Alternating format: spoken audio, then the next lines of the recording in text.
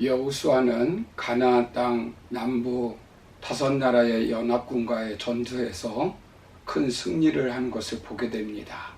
1대1로 싸운 것도 아니고 5대1로 싸웠습니다. 그럼에도 불구하고 여호수아는 전쟁에서 승리를 하였습니다. 이처럼 우리도 삶의 현장에서 승리의 삶을 살기를 소망합니다. 그렇다면 여호수아가 전쟁에서 승리할 수 있었던 원동력은 무엇일까요? 먼저는 지난 과거에 발목 잡히지 말고 우리가 하나님 앞에서 다짐한 약속을 붙들고 살아야 한다라고 지난 시간에 말씀드렸습니다. 오늘 두 번째로 살펴볼 것은 현실을 두려워하지 말고 하나님을 보고 믿고 담대히 나아가 승리해야 합니다. 여호수아는 기브온이 자신을 속인 것에 연연하지 않고 하나님 앞에 한 약속을 믿고 모든 군사와 용사를 거느리고 연합군과 싸우기 위해서 전쟁터에 나아갔습니다.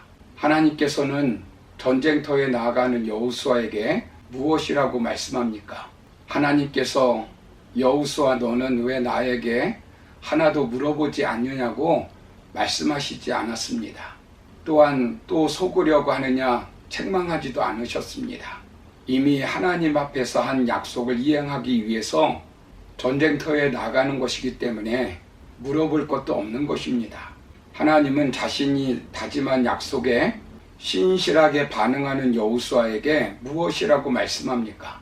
본문 8절을 보시면 그때의 여호와께서 여호수아에게 이르시되 그들을 두려워하지 말라.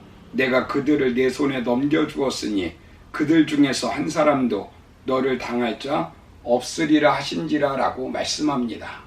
첫째는 두려워하지 말라는 것입니다. 여호수아는 기도하지 않았습니다. 기도하지 않아서 실패한 경험이 있습니다.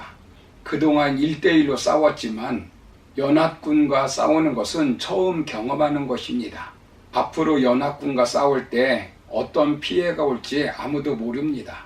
아마도 많은 두려움이 있을 수 있습니다. 그러나 하나님께서 여호수아에게 하시는 말씀이 두려워하지 말라는 것입니다. 오늘 이 말씀이 동일하게 우리에게 주어지는 줄 믿습니다. 우리가 앞으로 살면서 만나는 여러 가지 문제 속에서도 두려워하지 않기를 원합니다. 현실을 보면 두려워할 수 있습니다.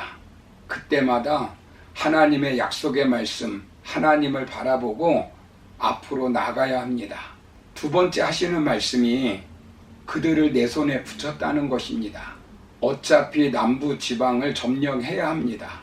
그런데 한꺼번에 점령할 수 있도록 그들을 내 손에 붙였다는 것입니다. 승리할 기회, 은혜 받을 기회, 승진할 수 있는 기회, 하나님의 살아계심을 증거할 기회, 전도의 기회, 하나님의 영광을 나타낼 기회로 내 손에 붙여주었다는 것입니다.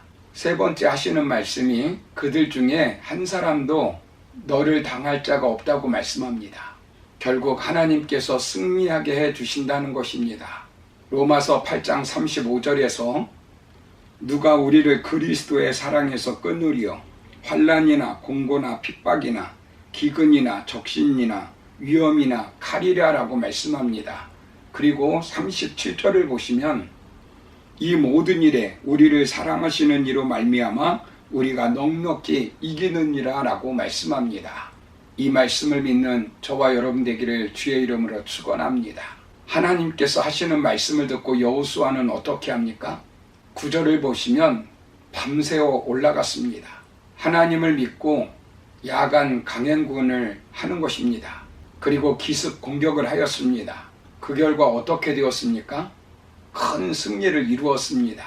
누가 승리하게 하셨습니까? 본문 10절을 보시면 하나님께서 그들을 이스라엘 앞에서 패하게 하셨다는 것입니다. 그리고 11절을 보시면 그들이 다 도망갑니다. 그때 하나님께서 어떻게 하십니까? 하나님께서 큰 우박을 내려 그들을 진멸하였습니다. 칼에 죽은 자보다 우박에 죽은 사람들이 더 많았습니다. 우리가 하나님을 바라보고 하나님의 약속을 믿고 나아가면 우리가 하는 일보다 더 큰 하나님의 능력을 체험하게 되는 줄로 믿습니다.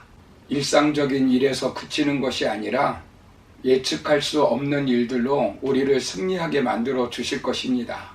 우리는 큰 일을 만날 때마다 두 길에 놓여져 있습니다. 현실을 보며 두려워 포기할 것인가? 아니면 하나님의 약속을 믿고 하나님을 바라보고 전진할 것인가 하는 것입니다. 우리는 하나님을 바라보고 하루하루 나아가는 삶을 살아야 합니다.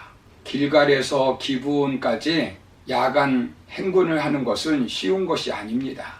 이 길을 하룻밤 사이에 가는 것은 자력으로 거의 불가능하지만 하나님께서 함께 하시면 그 길도 넉넉하게 행군할 수 있는 것입니다. 연합군과 싸우는 것, 아무리 기습 작전을 벌인다 할지라도 쉬운 것이 아닙니다. 그러나 하나님께서 이미 가나안 군대를 여호수아에게 붙여주신다고 하신 대로 상상하지 못한 우박을 통해서 그 약속을 이행해 주셨습니다.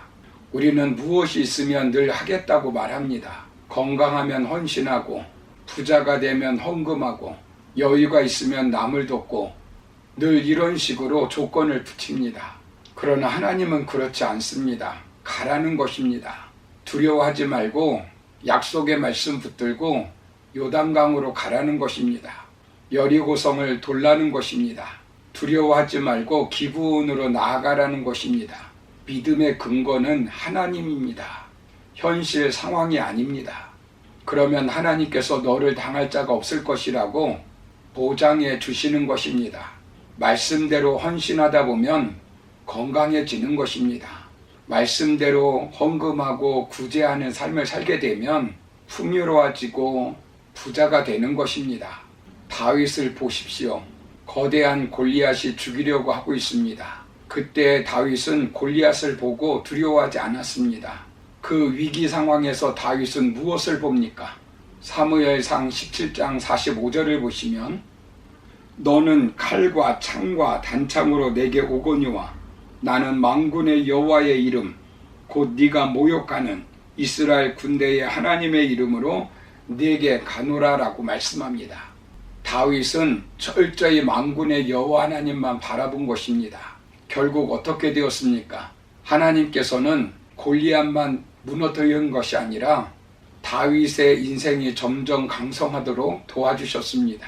사무엘하 5장 10절을 보시면 만군의 하나님 여호와께서 함께 계시니 다윗이 점점 강성하여 가니라 라고 말씀합니다.